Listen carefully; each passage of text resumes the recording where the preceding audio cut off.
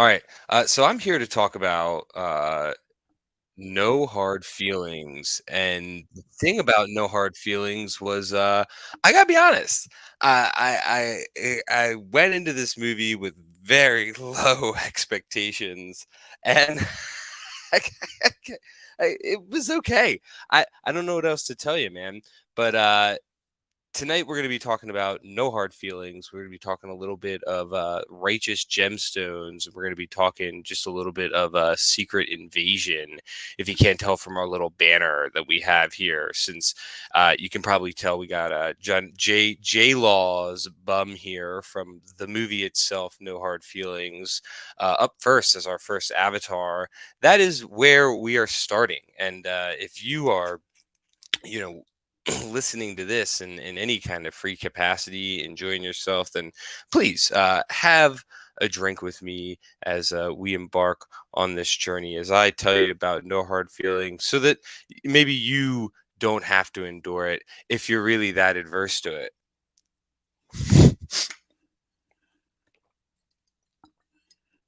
No, that is a joke. I actually enjoyed this movie.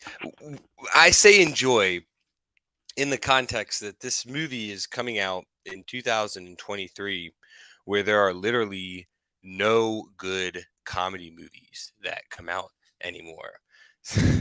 So, with no hard feelings, the fact that I came out of that with a couple of laughs, some genuine laughs. There's a couple of genuine laughs in it, and a feeling that I hadn't at least wasted less than 2 hours of my time.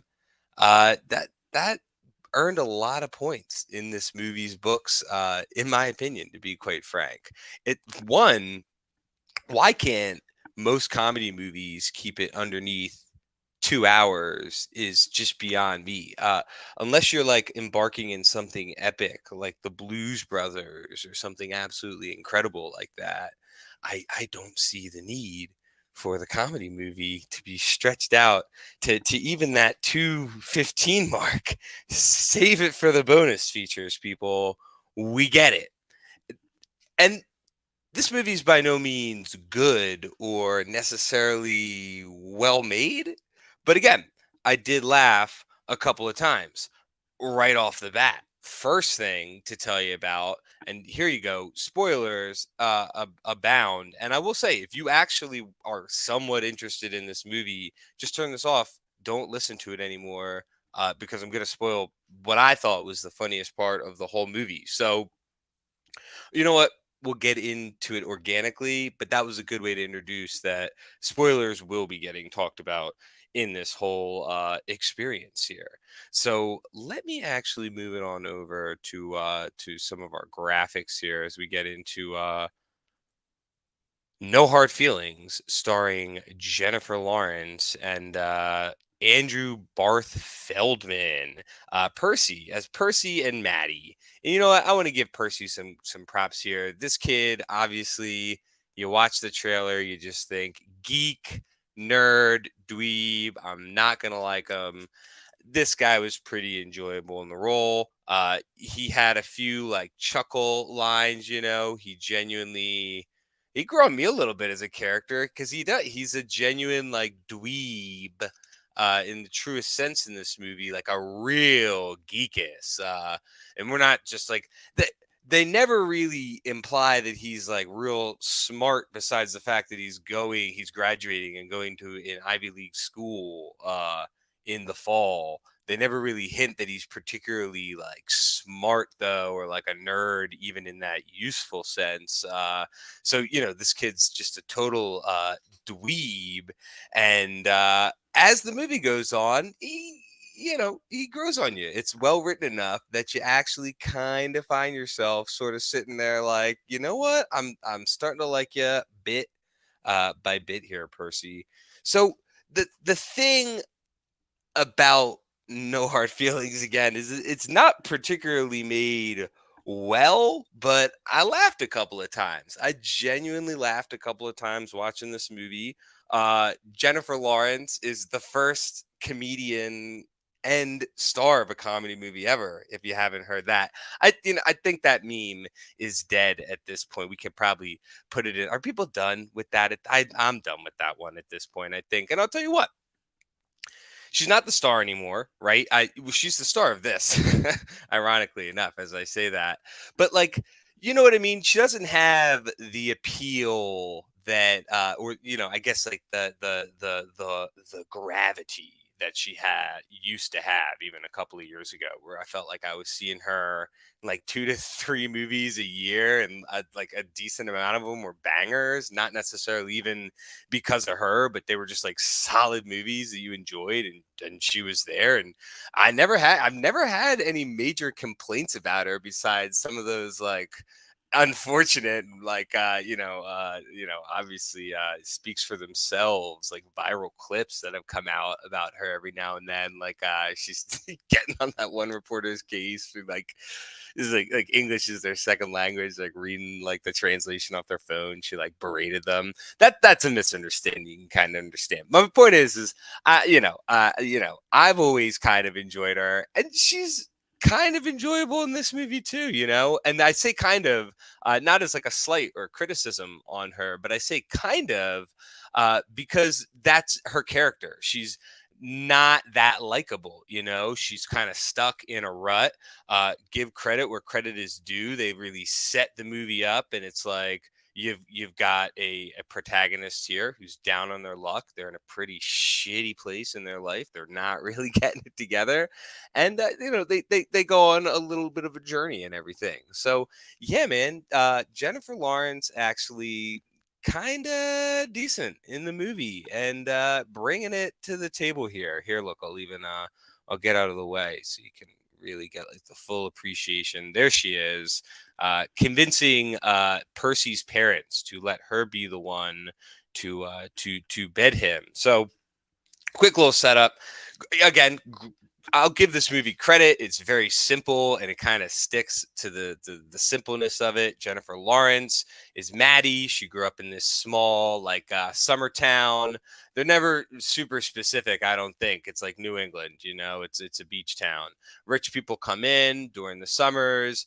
They stay there. A lot of if like here in Philly, everybody goes down the shore to Jersey. So you can imagine like anywhere you have that's kind of like that vacation spot in your local area. That's where Maddie works. That's where she is from. That's where she's doing her thing and living her life alongside her little natives and everything like that. All the locals who are like from there, when the shoebies come down for the summer, and they're all rich. It's like this Connecticut rich town. So she particularly drives Uber.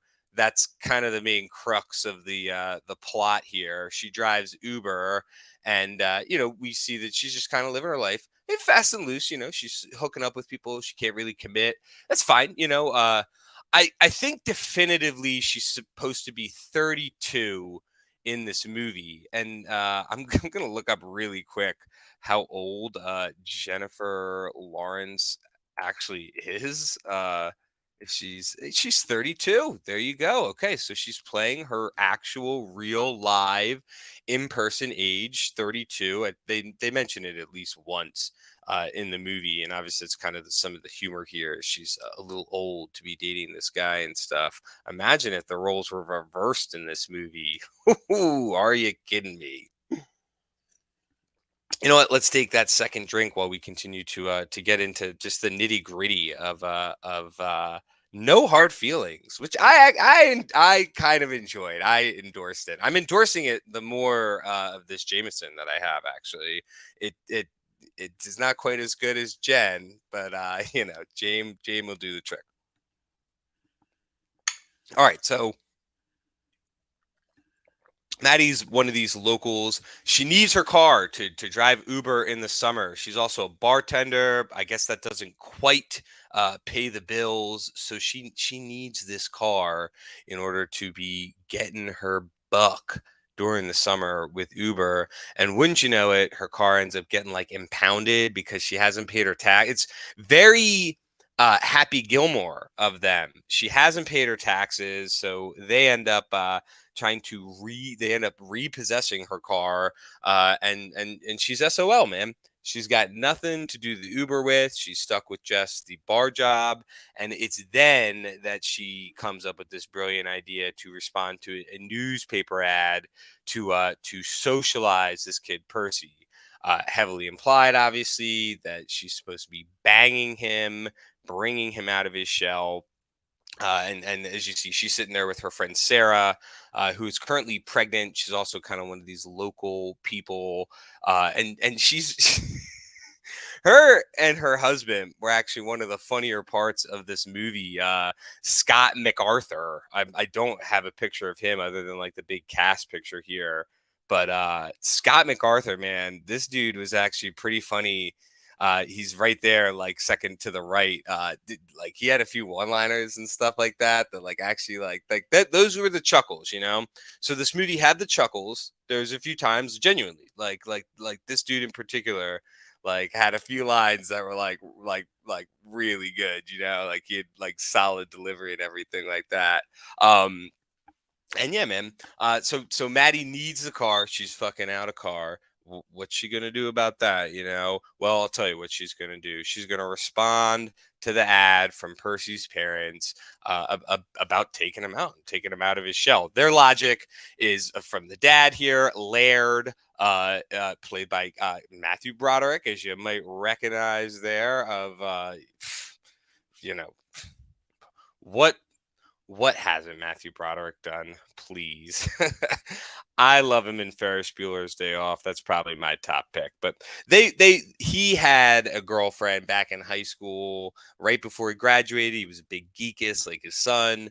They got together, it really brought him out of his shell. And so he thinks if he can do this, if he can get somebody to help him out with that, then so be it, you know. So he hires Jennifer Lawrence, as you can see from the icon that I'm using here. You know, they think this could be successful. They think their son might be into this based on the spying that they've done on his porn and stuff like that. And I'll say that too. This movie is lewder. It's lewder than I expected it to be. There was a lot of sexual jokes. There was a little bit even of like this movie could have come out in the like aughts, you know, like 2000 to 2008, and it definitely would have. It probably would have been funnier. It probably would have been a little bit. In some ways, it would have been raunchier. I'll tell you, we'll get to it. In one way, it would not have been raunchier. I can't. There's something that happens in this movie I've just like never seen in a movie before, and it was fucking wild. It's almost I would almost recommend paying the price of admission for it. We're getting to it, I promise. Uh, but like you know, like it had this feel almost even that like this movie is like 15 or 20 years old and it's like development or something. It's like just getting made now that Jennifer Lawrence is desperate enough to go for it. So she starts to date Percy, and we'll just keep the oh no, there we go. She starts to date Percy. She starts taking him out. They want her to do it organically. You've probably seen it if you've seen the trailer, which I'll say this too. This is a movie that if you've seen the trailer, I promise you, it's a little better than the trailer that it's selling you on, and you are seeing the jokes in the trailer are nothing I would consider writing home about necessarily. You do not want to be bragging that you found anything in the trailer for this movie funny. But with that, the treat there and almost the little win is there is some funny stuff in this movie that was not in the trailer. I didn't see a red like band trailer for this movie or anything like that, so I don't know if like some stuff got revealed that maybe I hadn't seen. But if so, they did a pretty good job of keeping again kind of like some of the better stuff under wraps. So she starts to date Percy. She goes to his dog shelter. She meets him organically. That's where you have the whole scene where she like comes. Okay, there they are. She's coming on to him at the dog shelter. I think this well, I'll get to that. Um, she comes on to him at the dog shelter. he ends up rejecting her for the dog, but she ends up offering to give him a ride home and everything like that. And he thinks she's trying to kidnap him. So that's where he breaks out of the car, maces her. Haha, very funny. Again, the stuff in the movie that I didn't particularly find like all that funny, the physical comedy. Not that Jennifer Lawrence isn't doing a solid job. I mean, yeah, I mean, really, she's getting sprayed in the face with a hose. She's crawling around on the ground, with whatever kind of other makeup and stuff going on to make it look like she got sprayed in the face. I gotta give some respect to her for that. She's desperate enough, I guess, that she's going for it and she's really showing it. And I do say, okay, I'm not trying to be mean when I say like she's desperate enough. What I mean is like X-Men, for example, right? She just gave up with the mystique thing. Like she's willing to sit there, do the makeup, and I get it because that's hard to spend hours in a makeup chair. I do. You're getting paid pretty well for it, but I get it. It's hard. But she just got so lazy during it. She's not lazy in this movie. She's really going for the physical stuff, and it's not funny to me. It's very hack, but the effort is there. Anyway, they get off on the wrong foot. He's convinced, through her contrite, oh, why'd you spray me? All this stuff. I'm sorry. I'm sorry. Why, you think I tried to kidnap you? I gave you all my information at the adoption place. There's some decent logic going on and stuff like that. And he buys it. They decide to go out on a date, so they do end up having their date. That's at a bar. He kind of has his first drink and stuff like that. uh they start to hook up. That's when you get this scene where Jennifer Lawrence is doing the striptease for him, shaking her booty, all that good stuff. And it doesn't work out. You'll see that's like the little consistent theme in no hard feelings. The whole like, oh, we couldn't. And I'll go back and say we've been doing a little bit of plot. Jennifer Lawrence is one of those people who, she hooks up, she can't commit. Whew, been there, right? And it's, of course, it's she's hurt. She was raised by her mom. This house that's about to be repossessed because she's behind on tax payments or something like that is her mom's house. Her dad's out of the picture.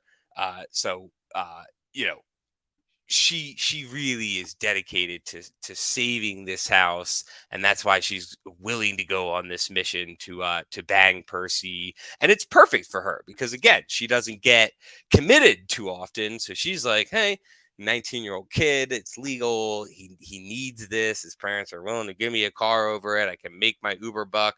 And again, that's kind of how this character is like justifying it, I guess, that she's not like being a prostitute because she's receiving a car for banging the kid, but she'll be able to make like a living. It's okay. What I'll respect is it has a little bit of that. Like, if you give a man a fish, he'll eat for a day.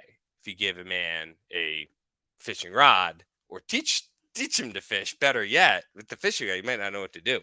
Teach him to fish, though, he'll eat for 2 days, maybe more. You would have to see. But they're going with that a little bit to justify why she is trying to get with this 19-year-old boy as a 32-year-old woman, which, to be honest, let's be real, is not the craziest, like age gap. I mean, really, there's a couple jokes in this movie that I found they're really the most unrealistic part of the movie. She's like walking around this party, and there's like younger guys like, oh, like, what's up? You someone's mom, or like, I like cougars and stuff. And I guess that's kind of fair because she's like 30, and I could definitely see to a 19-year-old guy that like a 32-year-old chick is like a cougar. But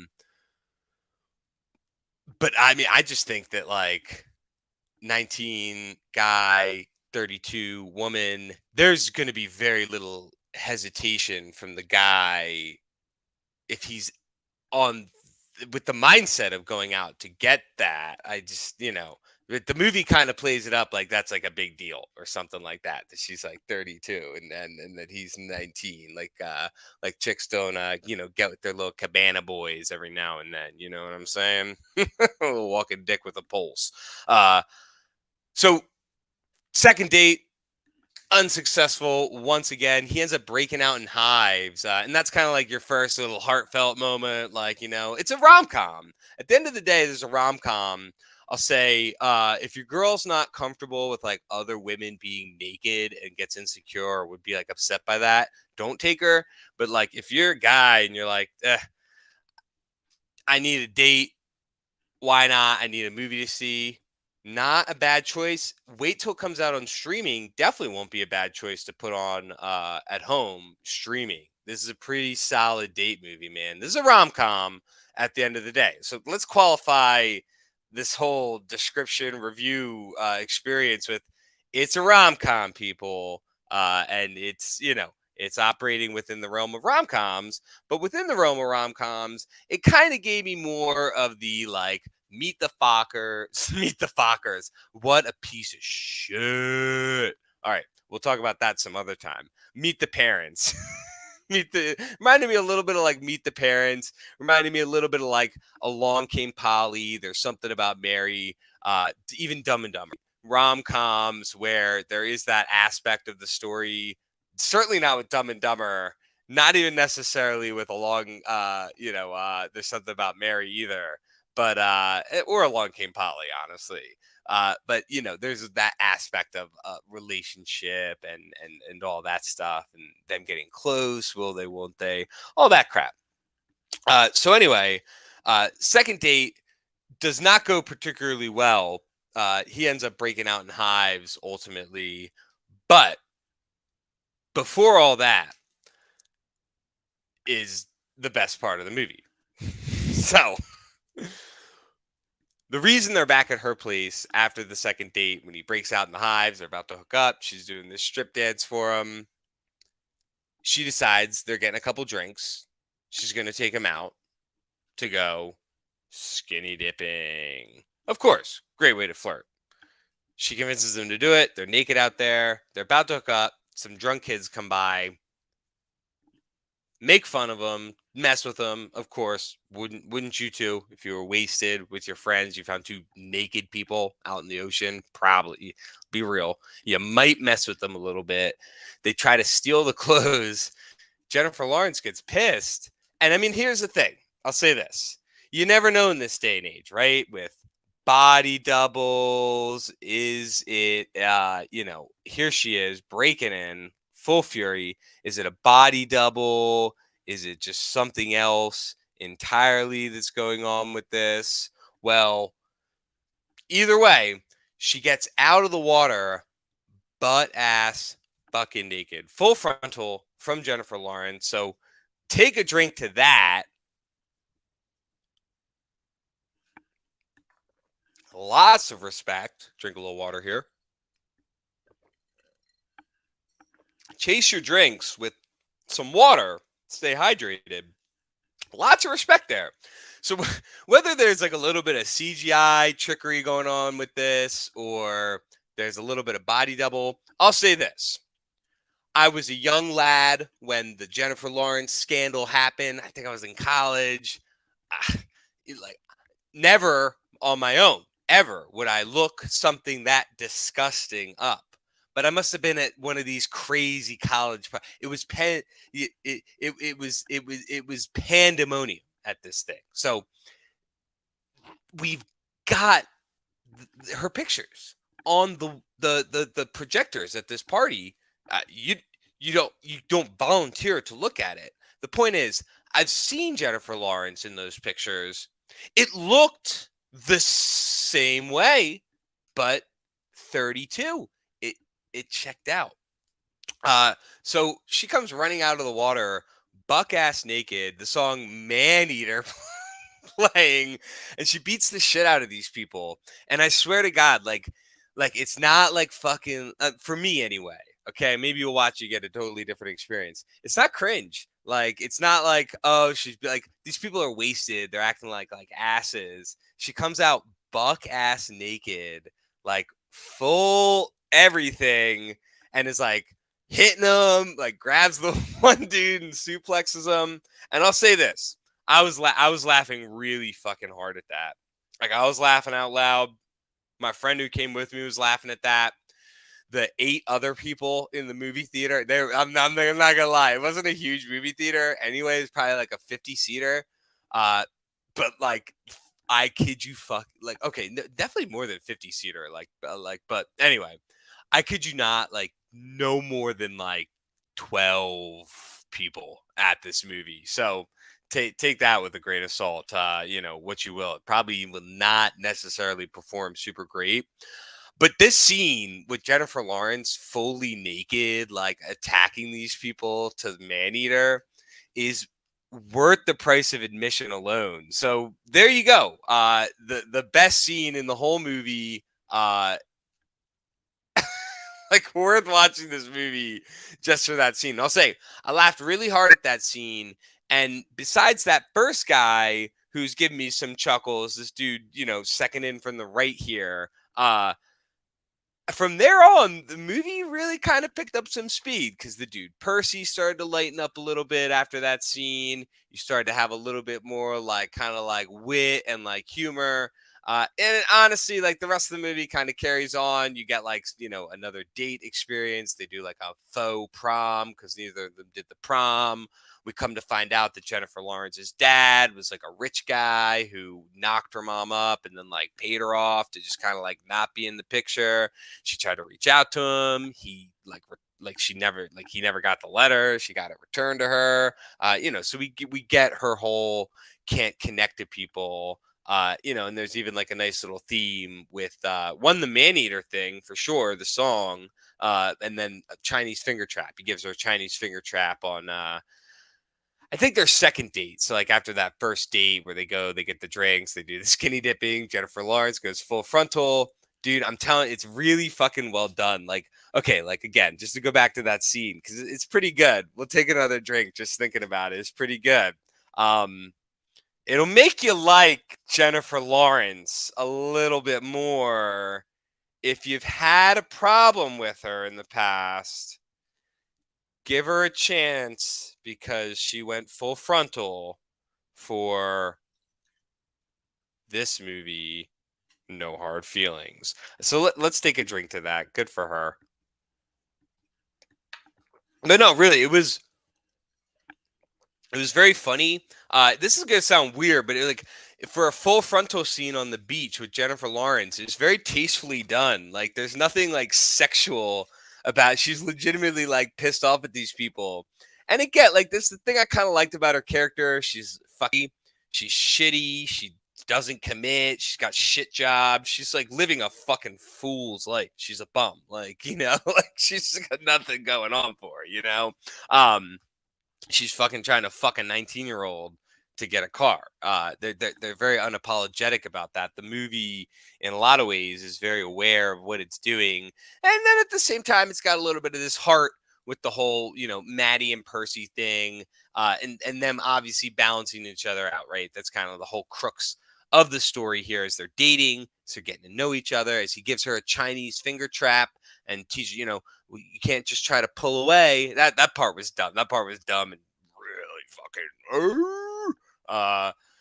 Yeah, he gives her a finger trap, and she doesn't know what it is. Like, how fucking dumb is that, right? Like, she's like, "Oh, what is this?" And it's like, it's a fucking Chinese finger trap. Everybody knows it. Everybody who's 6 knows what this is.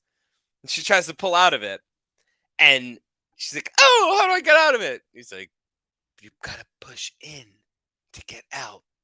And that would be really just stupid. And you'd be like, oh, that's the whole, you should got to learn to like kind of, trust people or whatever so that she can escape this town she's stuck in, this house that she's fighting so hard to get in car just so she can Uber just to save the house. I'll say that too.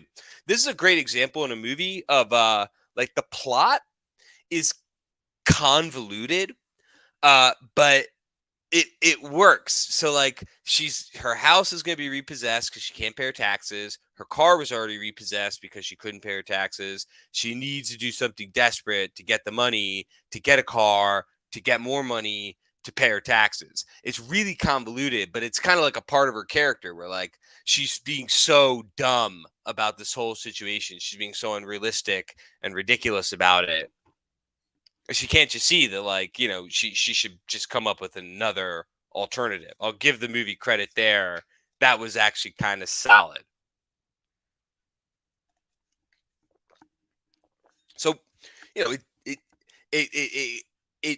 it all it all makes sense. It never really jumps the shark for you too much, and it doesn't ever get too cringe with everything.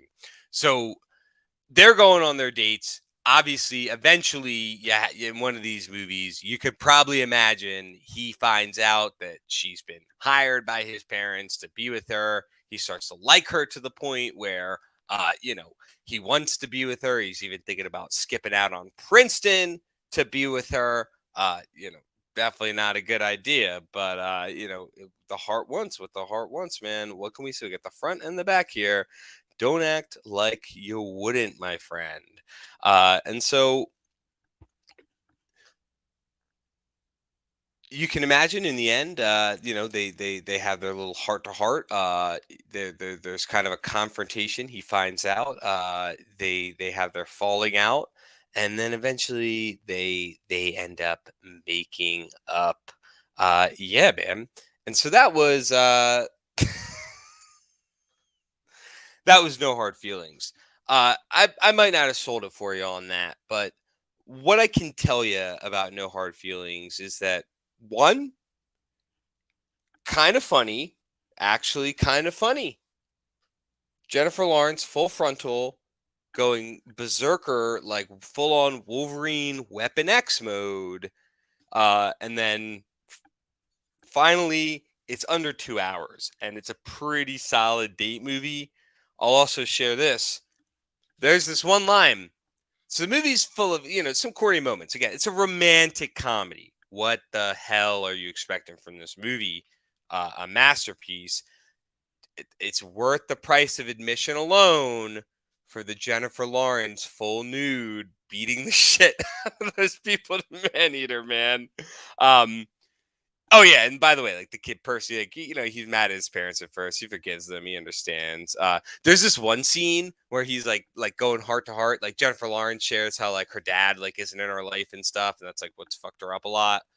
She's not even like fully aware that that's what's fucked her up, but she's pretty much like kind of showing this kid that that's what fucked her up. And this kid shares like how in ninth he moved schools in ninth grade because he shared at a sleepover that sometimes he still sleeps in his parents' room, and then that turned into a rumor that he sleeps in his parents' bed, and then that turns into a rumor that he fucks his parents. And I'm not gonna lie, man, at the same way, like me and my friend laughed at the nude beach scene, we're like kind of laughing out loud, like next to he's like, oh, what the fuck? And no one else in the theater found that to be very funny. So, take it with a grain of salt. I certainly enjoyed this movie. I recommend No Hard Feelings if you have a girlfriend or you have like someone you need to watch like a whatever movie, even if it's to get to something else. This is the movie for you. Final thought too on sort of final one of the final thoughts on No Hard Feelings. Much funnier than Burt Kreischer's The Machine. I reviewed Burt Kreischer's The Machine, and you might think I'm just fucking hating, but that movie's terrible. That movie's terrible. That movie's garbage. That movie's rehashed material that from the dude's career that has just been done over and over and over again. And I got a chuckle out of Burt the first time I saw his shtick, 15 years ago, but it's still the same. And then it's just presented to you in movie form with like the loosest sense of a plot tying it together to pad it over the 2 hour runtime instead of even just letting it be the pure story that anyone enjoyed in the first place. No Hard Feelings is an actual movie with a beginning, a middle, and end. A likable protagonist. Jennifer Lawrence is not a Mary Sue. She's very much like a POS at the beginning of the movie. She learns some things. She teaches this kid to loosen up a little bit, have a little bit of fun. She lets this kid jizz in between her thighs. Like that, dude, that part made me laugh. Like there's like you have the whole like this crazy like ending where like he's confronting her And like she's like, yeah, like I did like take this thing, like, get with you. And he's like, well, do you still want to fuck? She's like, yeah, I'll fuck you. Because she wants to get the car, man. She doesn't know she's not going to get the car. She doesn't fuck him yet. What you got? Take it for what you will. A lot of people would hashtag me to that. Uh, would you? Just comment below. Would you hashtag me too for making a girl fuck you for a car? Now that I just said it out loud, that's probably definitely one of those, if that's what you believe in. So they get together, the kind of the classic, like, oh, it doesn't last that long the first time, but they get together and this dude jizzes on Jennifer Lawrence's thighs, because she's like, it didn't even go in. He's like, it still counts. And I'll be honest, I kind of respected this kid's delivery with, it still counts. Not bad at all. A couple other highlights. He's got like a weird friend from the pet shelter. Very funny in the couple of scenes the kid's in. He's just like really bizarre. He helps them destroy Jennifer Lawrence's car towards the end. Like, so they destroyed Jennifer Lawrence's car after he like confronts her on it, tells her like he destroyed her car. She's still using it for Ubers. She decides she doesn't want to keep the house, ends up selling it, deciding to move on with her life, go on this surfing trip that she always wanted to go on as like a younger person, but she got all hung up about her dad and leaving her dying mom. That's like really shoehorned in there, but it's just in there. She sells the house to her friend who's pregnant, and the funny guy, second from the right here, who I actually enjoyed in the movie, so that they can stay in their town, even though they mentioned specifically that like they're gonna raise her property taxes because she like tried to fuck this 19-year-old kid or something. So I'm like, was that just for Jennifer Lawrence, or does that carry over to her friends? Like, they can afford the house, but they're not going to be able to afford to stay there. Oh, and the whole thing too is like the taxes have been going up, and Jennifer Lawrence can't pay them because the rich people in town, which is a thing that happens. Like, there's this area in like not far from Philly in Lake Wallenpaupack. You've seen an episode of The Office, the episode where they're on the ship. That takes place on Lake Wallenpaupack. But that's like a great example of an area that like is like lots of money flows in there in the summer because it's the Poconos, it's vacation place for, I mean, the 8 people who are really rich in Philly, and then New Yorkers. There's a lot of New Yorkers who go up to the Poconos and have houses up there and stuff like that, or like cabins and stuff for the summer. So same idea there, you got a lot of money that flows into that area, and it's almost even like disproportionate. So yeah, that's why she hasn't been able to pay her taxes, in case I didn't mention that before either. But again, the movie's not so focused on socio-political differences. It has a couple of little moments about like, oh, well, I'm poor, well, you're rich. And honestly, even like the rich kid claps back at Jennifer Lawrence like, you think like me being rich is like the reason you have fucking problems? Like, you have problems because you have problems. Like you need to deal with your problems whether you're rich or not. And as someone who's not rich, let's drink to that.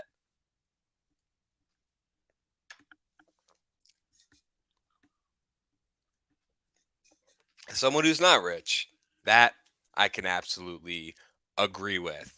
So yeah, to wrap up, no hard feelings. She ends up getting rid of the house, selling it to the funny guy and to his pregnant wife. They end up getting to live in it, and she ends up getting to move on. She ends up getting to drive Percy off to Princeton, so that's nice. They're going to be friends. I'll say that too, man.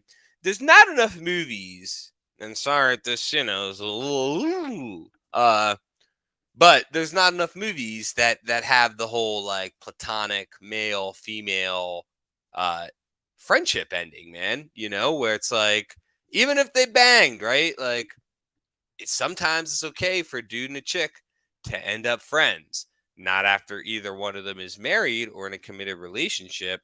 That's not okay. And if your significant other has a friend who's the opposite sex, you need to look into that immediately. But she's 32 and still not with anyone. He's 19, going to college. They can be friends. And that's the end of the movie. Nice little ending. Jennifer Lawrence gets out. Her friends get the house. This kid's acclimated. He's came on her thighs, and it made me laugh a couple of times, man. Him coming on the thighs, that was kind of funny. Her being full frontal, attacking, it was shocking. I haven't seen that in a comedy movie. It was a lot more shocking than anything I saw in The Machine. Let me tell you that for sure. And it was literally, this movie's literally an hour and 40 minutes. That's the other reason, like, watch it for a date. Because, like, you'll put this on, even if you watch the whole thing, you'll get the whole way through it and plenty of time to Netflix and chill. All right. So moving on, let's discuss the Righteous Gemstones. I love the Righteous Gemstones. It's season 3 of the Righteous Gemstones, and it's summer TV.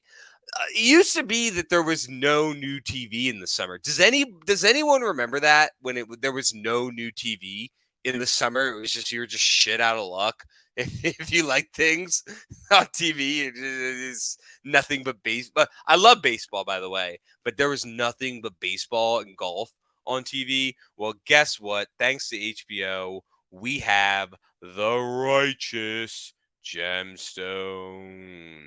And it's all the way up to season 3. Here you see Shea Wiggum. He's become the new icon with his cigarette. We got the Righteous Gemstones gilded in gold here. Here's another little image of them in this season. Well, that's actually got to be last season. It's funny. I pulled up, like, I had searched, obviously, images looking up season 3, and maybe this is from this season, but here's Eric Andre, and a lot of this stuff looks like some season 2 stuff that was going on. But season 3 opens up where season 2 left off. The kids are taking over the church. So as per usual, you've got the usual suspects: Jesse, Kelvin, and Judy, and they are now in charge of the church. Now that big old Papa Eli has stepped on down. And it's not going that well, as you can imagine. Jesse's abrasive, Kelvin's weird, and Judy is, like, really out of touch and, like, creepy and, like, standoffish and stuff like that. So they're losing followers. The church is waning. Eli is very adamant about not wanting to be a part of it. They released the first 2 episodes this past weekend, so to me, the Righteous Gemstones, really the kickoff of summer TV. Maybe you consider that with Barry. I'm not watching that show anymore. This is the last season, so I will watch it. I do have to get around to Westworld season 4 as well. I wasn't going to watch it, but since it got canceled, I watched the first 3 seasons. Doesn't seem right not to watch that last one that got them shit canned. So Righteous Gemstones season 3, though, it's been pretty good, man. As per usual, we got, like, our strange mysteries going on with the Righteous Gemstones. One of the big things you'll, like, notice right off the bat is just some of the new characters. You've got Kristen Johnston, who I loved in Third Rock from the Sun, man. Like, she was awesome. And she is Eli's sister, and she's, like, begging him to help her, like, rescue her sons who have been, like, taken by this cult. So I'll go a little bit small here just to kind of show you. So Eli, in the second episode, actually ends up heading up to this compound, but his sister is, begging him to help her out. The only thing we know really about her at first is that she attacked their mother. So, like, tried to, like, really, like, hurt the Righteous Gemstones mom, which I feel so bad that I'm not obviously, I would imagine Judy May.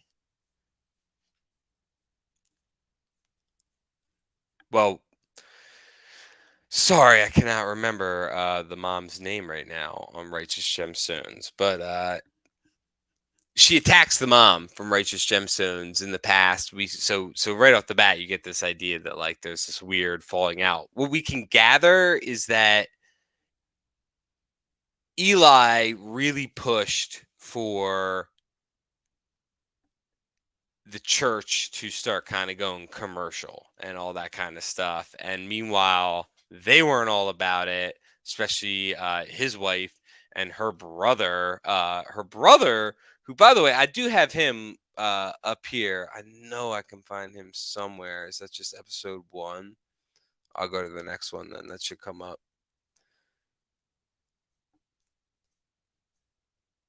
But the brother who is, let's see, oh, Steve Zahn, man. So Steve Zahn, we just had him up a second ago. He's like a cult leader. So he is the dad who is married to Eli's sister, Kristen Johnston, and has 2 sons. He's brought them in, and Eli obviously goes over to try and kind of communicate with them. That's kind of the main crux of it right now so far with season 3. You got Eli. He's got these 2 nephews that he feels indebted to with his sister. He's got this crazy brother-in-law who really hates him because he took his wife. And I'm just gonna Google mom in Righteous Gemstones. Amy Lee. I'm sorry, because honestly, Amy Lee is my favorite character. Mama said don't, but I did it anyway. Really like I fucking love those episodes where they flash back to Amy Lee. They're so good, man. Like who doesn't love Amy Lee? I'm married to an Amy Lee, and I'm very grateful for that. I swear to God, like legit. Like if I could get a little heartfelt, take another drink. By the way, this is number 5 or 6 for us. I'm gonna say 6. You should always err on the side of more if you're not sure. Drink responsibly, people. Know your limits. Get there and stay there. Please don't move. Don't fall off the edge. Stay there.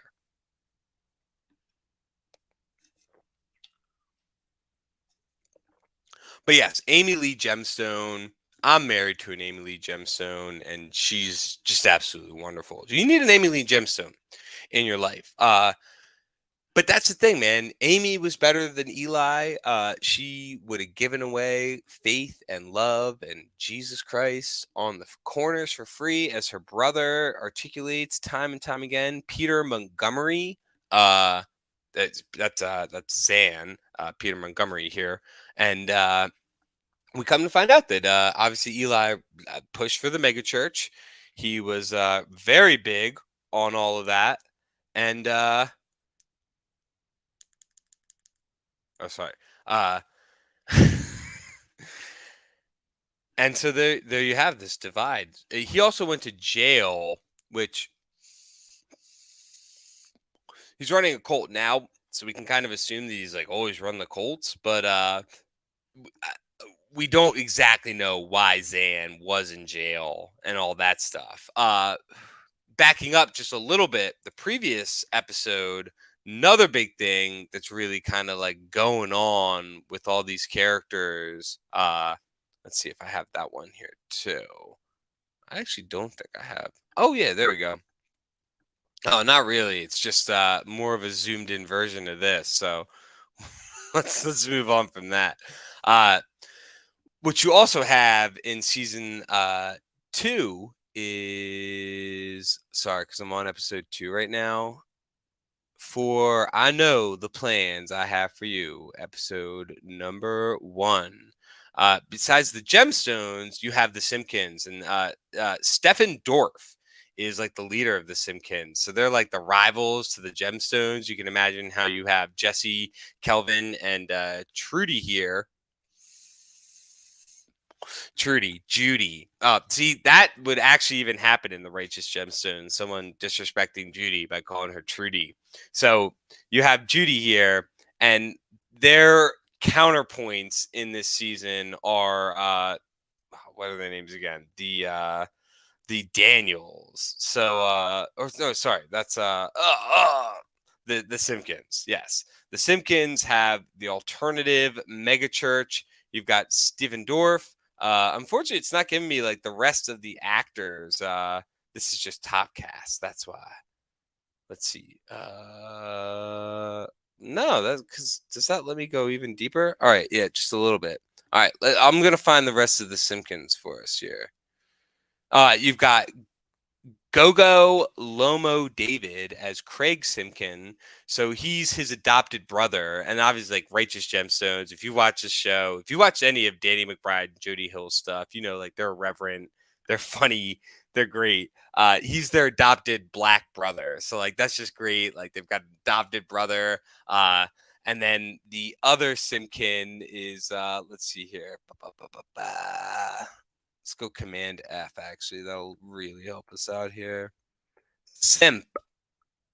Nothing. Okay, it's not actually finding. Oh, that's because it's Simkin.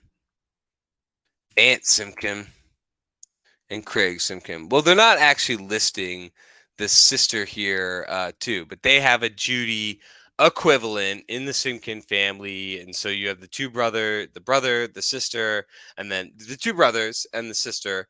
The one brother who is obviously actually an African American, and they are outdoing the Gemstones in every way. They got dead parents.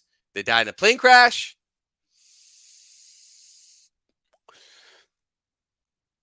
Obviously, the Gemstones just look like privileged kids. That's kind of your debate between them. And the big thing is my icon here. So you know we have old man Shay. He is playing the race car driver, and this should actually be right here as well. So we got Tony, Gideon, Steppen. All right. Dusty Daniels. So Dusty Daniels is this NASCAR driver, supposed to leave his whole wealth to the church, but has decided to switch over to the Simpkins. So the Gemstones need to try and get him back. So at the end of episode 1, big time spoilers here. So they physically assault him, and then as a result, uh, the next episode, you don't see any of the Simpkins at all. You're focusing a little bit more on the whole cult situation with the two boys. So there you go. There's the Righteous Gemstones, season 3 with our little setup here.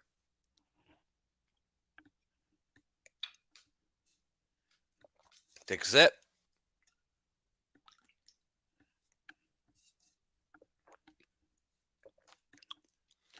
And our two main plots here are we got the cult that the Gemstones are dealing with, and then we've got the other mega church that the Gemstones are feuding with.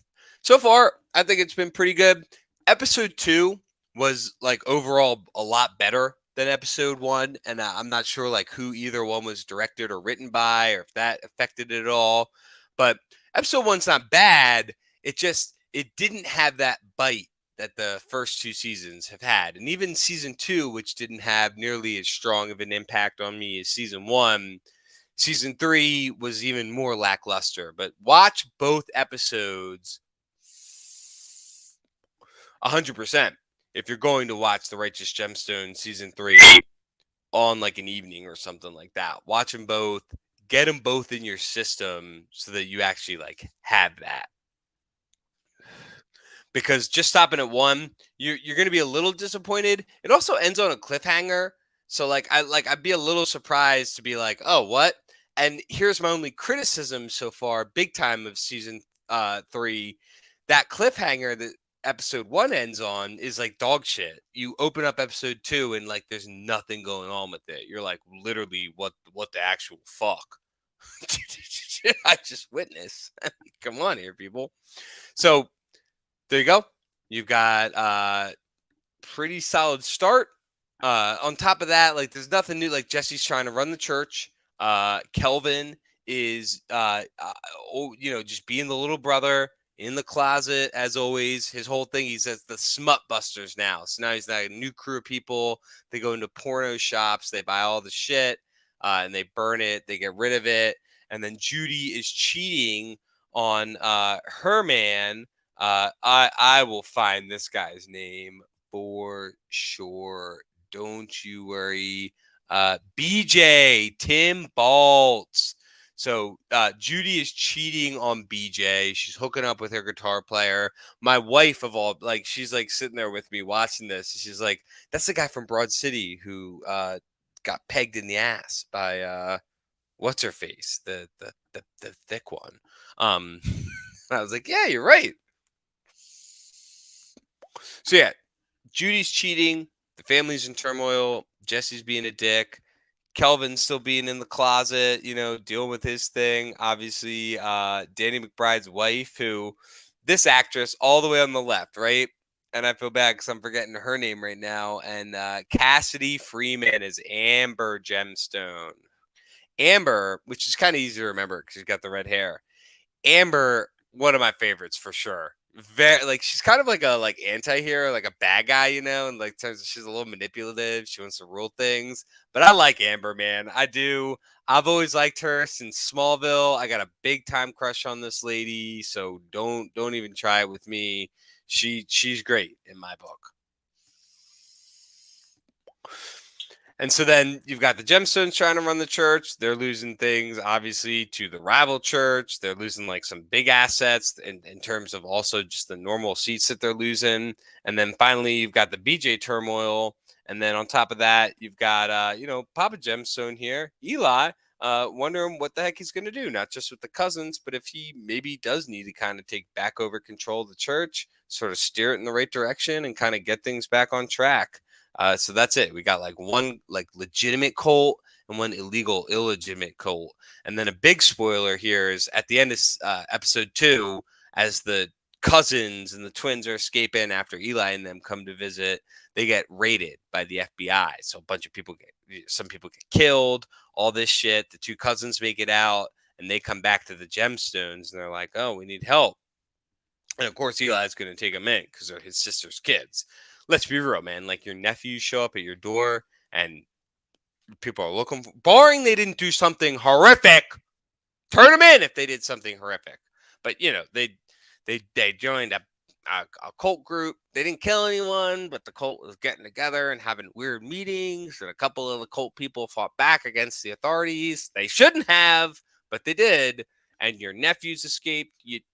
If it was me, I'd probably protect my nephews. I'm just saying, let's have a drink to that.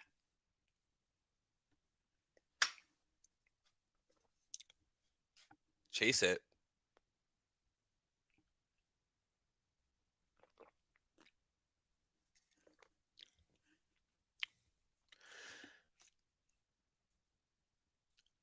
So there we go. That's Righteous Gemstones right now. I'm enjoying it. Season 3.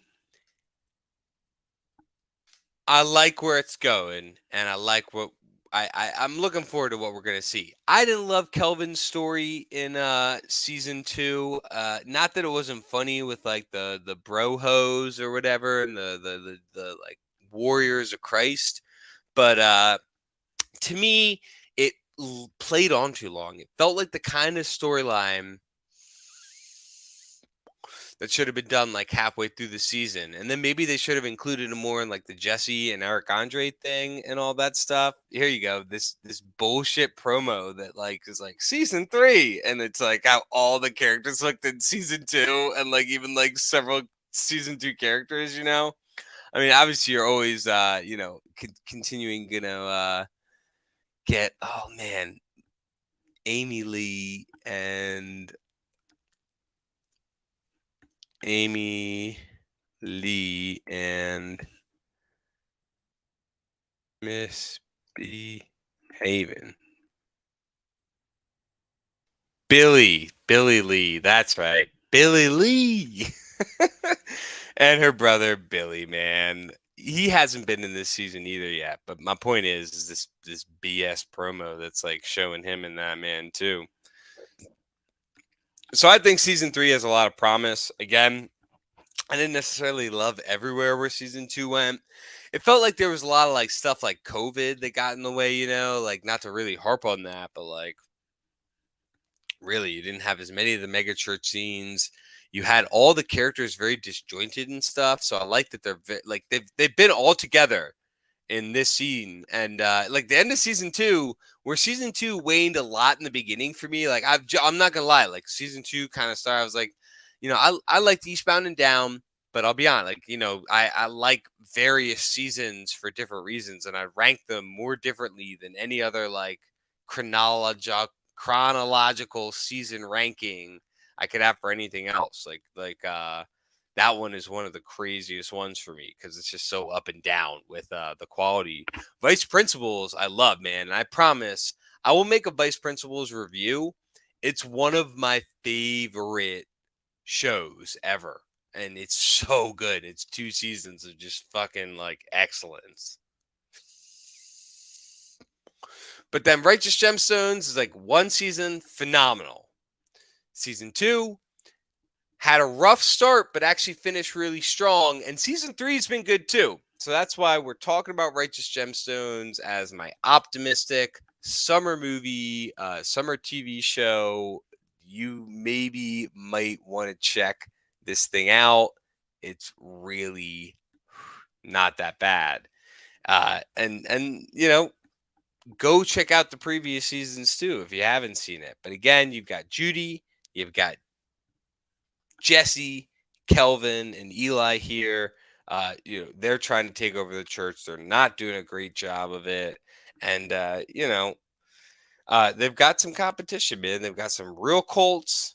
They've got some fake cults, and at the end of the day, there you go, the fake cults. They've got to rise to the top and come out. But I'm liking where season 3 is starting so far. All right. So let's switch it up to the final topic of the night, Secret Invasions. And then here I am as what is her name in Secret Invasions? Let's see. Gaia.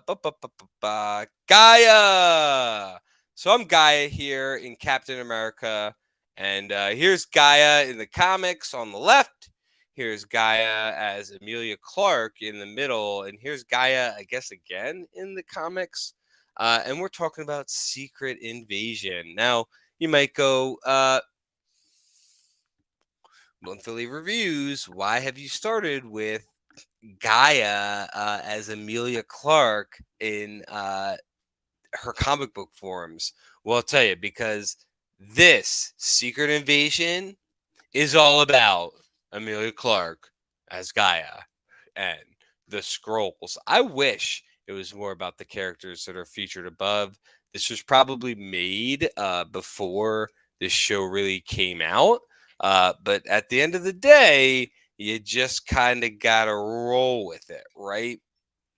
So all these characters have been featured in the show with the exception of Don Cheadle. You can imagine they're saving that Iron Patriot for another time. But here with Secret Invasions, you got your first episode. It's an hour long. There's AI art generated at the front of it. And I've got to be honest, I love that AI art at the front of the movie, at the front of the show. I don't really get people's complaints about it because, one, yeah, they can't do anything about the lazy writers that want a raise when the rest of us are just working and getting by without that raise. But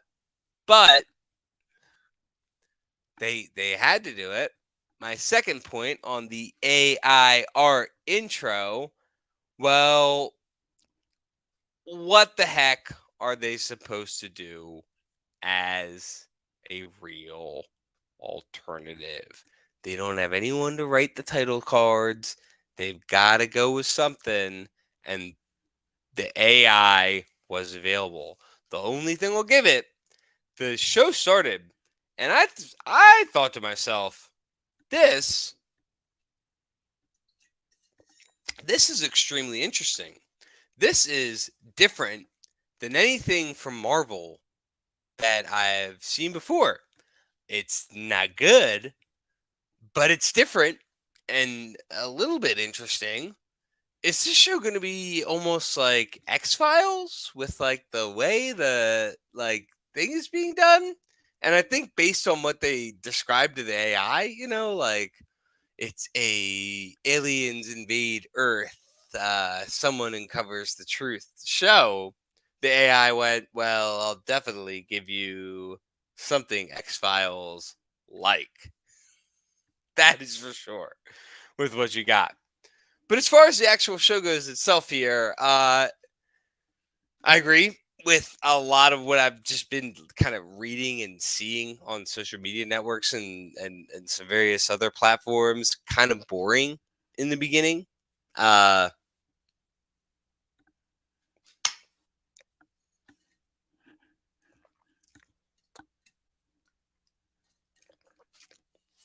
it's not 100% for me. One thing that I think hurts this show is it's being sold to people as like, oh, it's like the Winter Soldier. It's not nearly as exciting as the Winter Soldier. It's not ridiculously boring either, but it's got all these weird things going on in it. So you start off Secret Wars in the first episode, they're kind of like they give you the AI art, and then they kind of explain how the scrolls are on Earth. There's this whole opening scene with Ross, right? I'm gonna check my little list here, but Freeman. I knew it was there was a prominent R somewhere in there. Freeman, Ross. Wait, no, I think I'm just reading his real name. Yeah, Everett K. Ross. So Sergeant Ross, because I reviewed Black Panther 2. I said it was shit. I told you the truth about that movie. Everett Ross is in a meeting with some guy, getting some information. You realize he's onto the whole there's aliens invading us. You realize this guy's probably an alien about to attack him. That's what happens. This alien escapes as Everett Ross.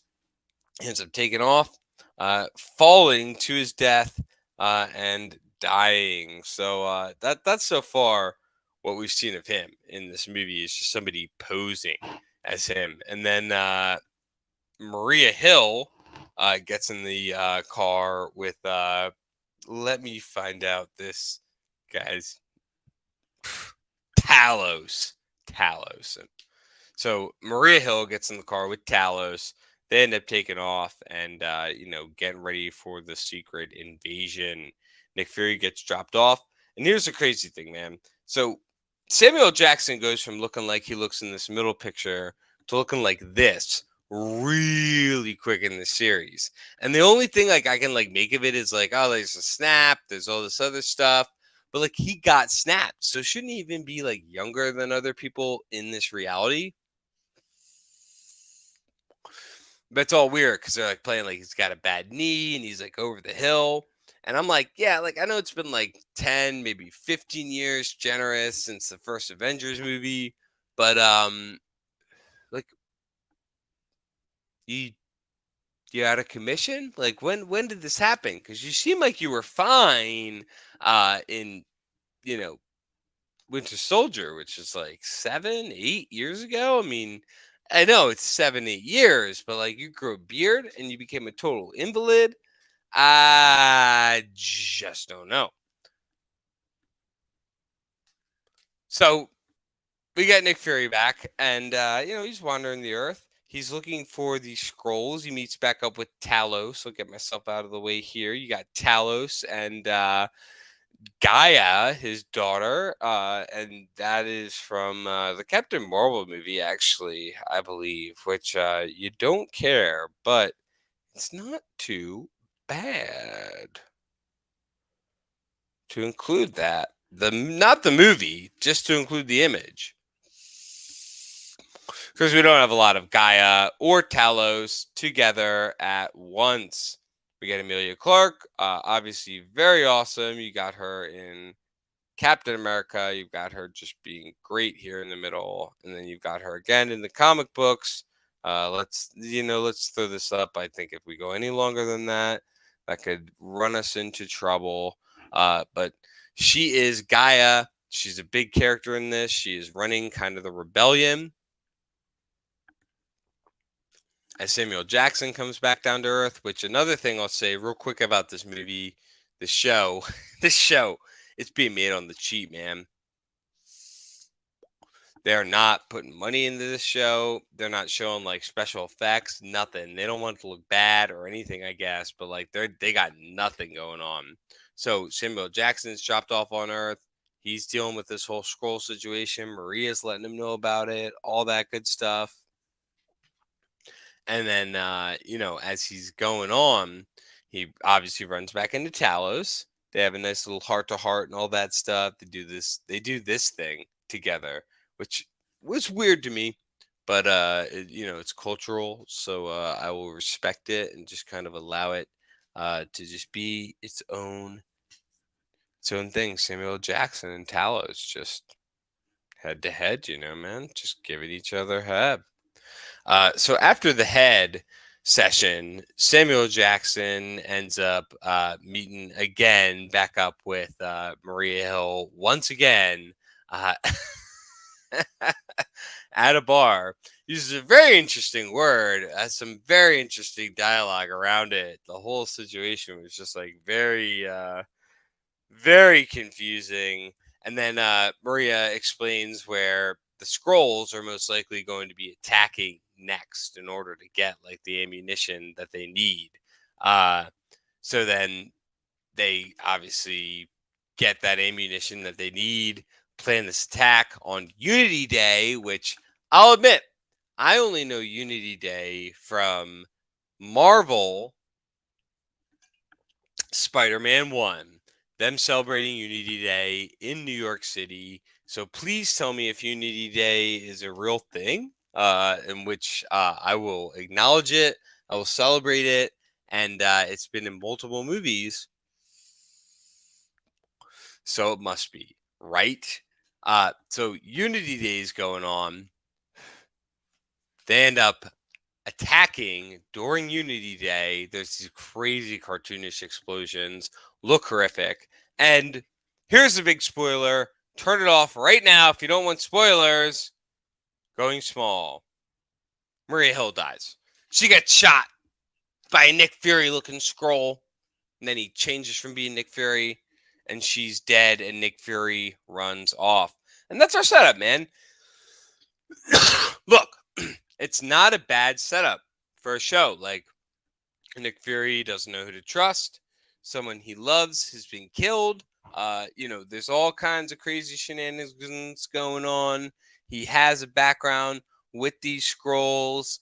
It's not too bad. That being said, the first episode is terrible. They're doing all this time. They're doing all the explanation, just like I'm doing it, like drinking whiskey and Jameson, which, speaking of which, let's do one more together. Close it out, everybody. But the same way I'm just like drinking and explaining this to you, the show does the same thing. It's like, hey, let's explain to you everything that's going on with the scrolls and why they're taking over now and what's going on, which is fine.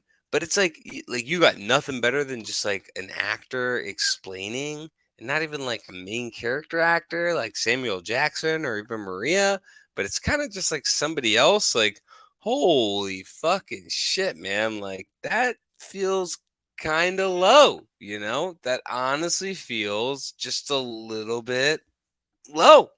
So this show feels cheap. It feels kind of like disingenuous in a lot of ways.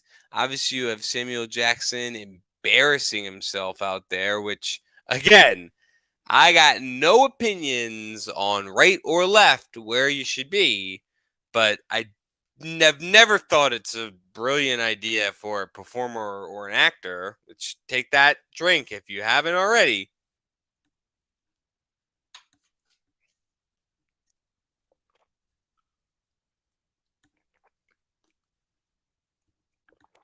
But I've never thought it was a good idea for an actor or a performer to pick one side or the other unless they are really dedicated to it and know that they are ingrained in that and that the other side will never ever support them. Because ultimately, you're always shutting off half of your audience. Am I right? And let me tell you, Secret Invasion definitely caters to one side of the audience. Not that I give a shit about that side of the audience. Not that I don't care about that side of the audience. It's just not that important to me whether you're one way or the other. But here's the thing, it's a little boring. It's a slow start. It's a very AI start. There's all from the actual AI art to the people explaining what's actually going on in the show, it's very heavy-handed. So I'm actually looking forward to more episodes of Secret Invasion, but I'm not that hopeful. Now, I'm more looking forward to Righteous Gemstones. That, on the other hand, will be really incredible. And then on top of that, I am really looking forward to just finishing again like Barry. Like, not that it's that important, but it would be nice, to just kind of get through it the way I've done some other shows. And then there you go, BJ, crushing it, kill it, BJ. And then yeah, man. Finally, I'll also say again one more time, Jennifer Lawrence in No Hard Feelings, really worth seeing. She gets completely naked. Again, I just like to talk about movies. I don't do the visual effects or the stunt work for them, but it seemed like she got naked and attacked people in one scene. So that alone too, definitely worth seeing. Here's the whole cast. Literally, there was like, I kid you not. Here we go. 1, 2, 3, 4, 5, 6, 7, 8, 9, 10. 10 fucking people in this whole movie. Because really, that's like, she hooks up with this guy at the end of the movie. That's the dude who I said was kind of funny the whole time, like kind of interesting. Matthew Broderick. This is the Asian student who I'm just using that as a qualifier. Here's the white student who are both going to Princeton. Jennifer Lawrence, Maddie, her friend, Kate, did we say her name was? Yeah, I think so. This guy, the tow truck driver, the mom who's married to Matthew Broderick, and then Jennifer Lawrence's boss. And the only other character who is not featured in this actually would be the random guy that Jennifer Lawrence is hooking up with when this tow truck guy, third in from the left, goes to pick up her car from the city. But yeah, man, you've got No Hard Feelings, which is not a good movie, but if you have a girlfriend or a wife, watch it with them. You won't regret it. They'll enjoy it. You'll enjoy it. It's okay. It's not like Mean Girls good for guys, where like at the very least, like, you watch Mean Girls. I'm telling you, man, if you're fucking not on this page, I don't care. Watch Mean Girls with your girl. It's a good movie. You'll enjoy it. No Hard Feelings isn't a good movie, but it's solid. And you'll enjoy it. Particularly, I think, for one scene that got me laughing, that got the whole theater laughing. And despite the fact that there was only 12 people there, it was still pretty impressive to see in this day and age that there's still people who care enough to give out some belly laughter. So go see No Hard Feelings, especially if you have an SO or if unless you really love Jennifer Lawrence and you're kind of into that whole fighting thing. I know you are. If you're into that fighting thing, definitely see it. Righteous Gemstones, catch up on it. If you've been sleeping on Righteous Gemstones, watch it. Secret Invasions, you could skip for now. Maybe wait until this one's actually done, especially if you don't have a Disney Plus subscription or something like that. Why bother? Why bother? Don't even bother. Just wait till people speak a little bit more on it. Because again, Secret Invasion has a little bit of promise, but it's kind of shown. The dialogue's clunky. It's shitty. There's just clickbaity things happening. Like, again, spoiler, spoiler, spoiler. This happening. Maria dying. And then, man, overall, it's like, an Emilia Clarke story, which too again I'd like her to replace Mira in Aquaman 2, but for the most part, I just don't really care that much about Emilia Clarke or what she's up to or what she's even doing. So that's what you got right now. You've got frail comedies led by Jennifer Lawrence. You've got rickety TV shows, The Righteous Gemstones season 3, which I'm praising, but it's like like a mediocre comedy. It's like Parks and Rec funny, honestly, at times, where you're like very funny, but not Curb, not Arrested Development, not these movies, shows that really kind of cut to the core. Martin, if you will. And then, of course, Secret Wars, which has some promise, but first episode kind of lame. And yeah, again, I'm not this guy, but I don't think it's smart to come out as the lead and say, I don't like these specific people, and then go do your movie. I mean, again, if I was trying to sell you something, I'd be like, I like both the sides equally. And if you hate me for that, sorry. But there you go. Somehow we got back to Jennifer Lawrence's ass. And I genuinely apologize. So I'm not even sure how we got back. Here you go. Confusion. Visible confusion from Peter Parker in the Spider-Verse. I'm blunt. This has been Jennifer Lawrence's ass. This is Peter Parker. You should see No Hard Feelings. If nothing else, for the very hilarious scene, or if you see the scene just kind of pop up on like a website like Reddit or something, play it and just watch it. Totally fine out of context. You'll still laugh. Righteous Gemstones, great show. I recommend it. And then Secret Invasions. Wait on that shit. All right. Have a good night.